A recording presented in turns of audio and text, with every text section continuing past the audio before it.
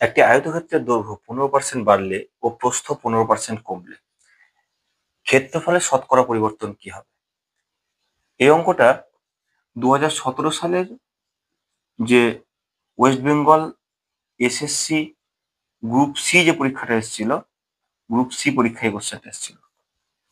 এবং এই আয়তক্ষেত্রের দৈর্ঘ্য এবং প্রস্থ কমা বাড়ার অঙ্ক আমরা বিভিন্ন পরীক্ষায় দেখতে পাই। তাহলে এখানে এই অঙ্কটা করার সব থেকে সহজ ফর্মুলা কি?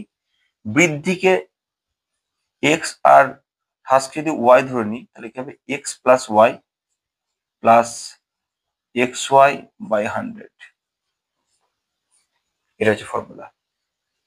তাহলে এই এক্স মানে হচ্ছে 15% দৈর্ঘ্য বৃদ্ধি, লিখবো 15, প্লাস 15% প্রস্থের হ্রাস, হ্রাস মানে -15, প্লাস কি বলছে? এক্স ওয়াই, এক্স মানে হচ্ছে বৃদ্ধি 15 আর হ্রাস হচ্ছে গিয়ে -15 বাই 100।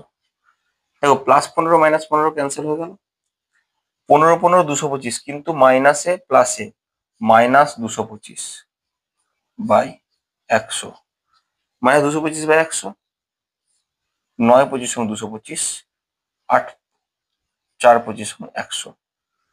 তাহলে -9 -9 মানে কি? 4 2 8, 2 পূর্ণ 1 4, মাইনাস মাইনাস সাইনটার কথা হচ্ছে হ্রাস।